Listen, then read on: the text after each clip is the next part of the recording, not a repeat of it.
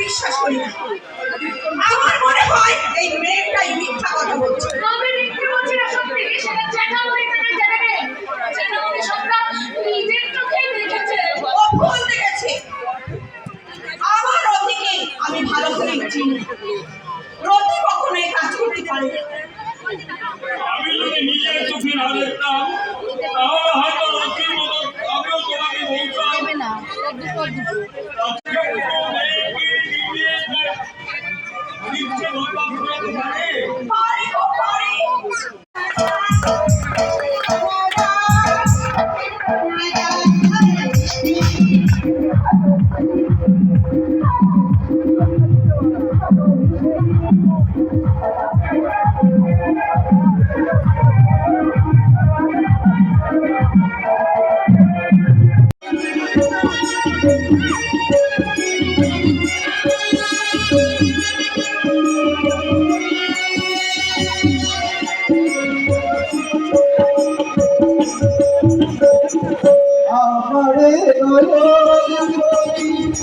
আর আমার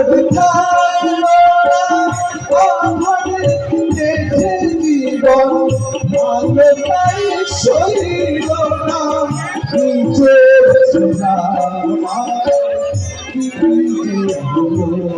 আমি নিচে ছিলাম আমার নিচে কত আশা ছিল জীবন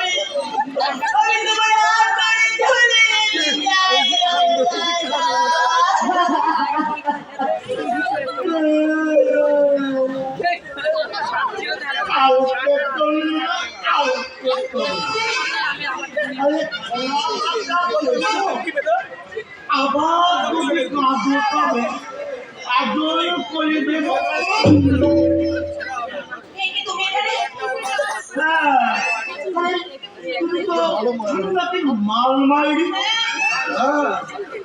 কাছেরও খাবে পড়ানো পড়াবে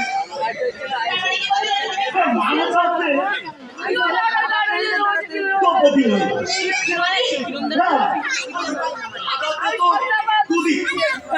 ভাইটা তো কি বলছো তুমি? সাপের সঙ্গে সহবাস করা মানেটা জানো? হ্যাঁ, আমি হচ্ছি একটা কালনাগিনী। আমার সঙ্গে যদি বিছানায় ওঠার চেষ্টা করো তাহলে তোমার সারা গায়ে আমি এমন ধরে মারবো শুনেও শেষ করতে পারবে না তুমি।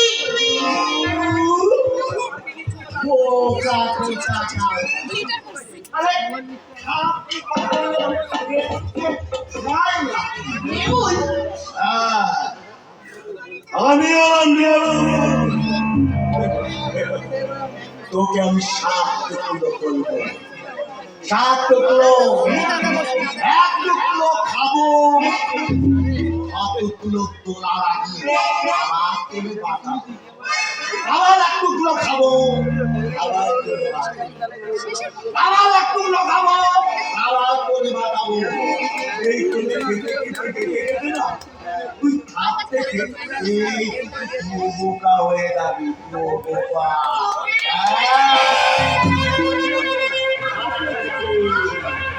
আমি বোকা শয়তান, তবুও লোকে আমি একটা হারা দেওয়া, কিন্তু মনে লাগে আমার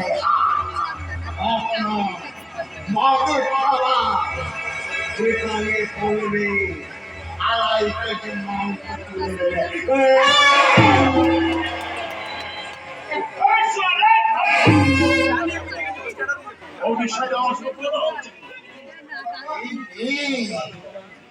না কিছু না তো বাবা, আমি তো বটিটা একটু কি করছিলাম কি হয়তো বাপটা বোধহয় তেল তেল দিয়ে ভাগ কথা। ওটা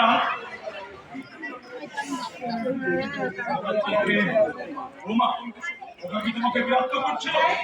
না তো, না, বিরক্ত করবে। ও তো আমার দেওর লক্ষণ। ও শুধু ওর চরিত্রের লক্ষণগুলো প্রকাশ করছিল। এটা সব কি বলে গেল? কে জানি আচ্ছা বাবা, চেহারা কি হবে কেন গোলাগুলি কি বলে? তবে গোলাগুলি হবে না, হবে সব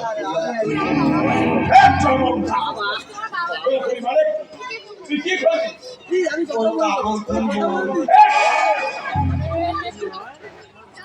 আচ্ছা বাবা, তোমার ওই কথাটা মানে একটু মনে করে দাও তো।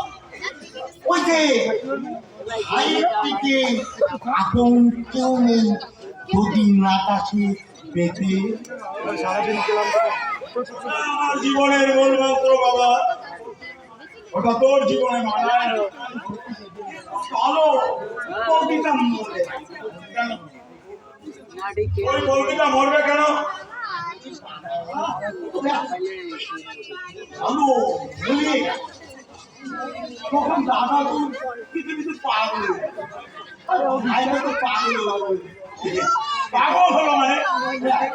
আমি বলছি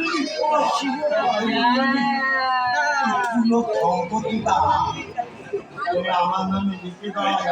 এই শয়তান ছেলে! বহু কষ্ট করে আমি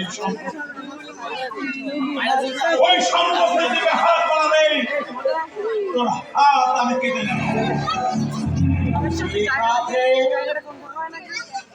তাহলে আমি সবাইকে গিয়ে বলবো ওই কন্যা বৌদি পালিয়ে যাওয়া ঘটনাটা আসলে বানানো একটা মিথ্যে আগল ভক্তিটা।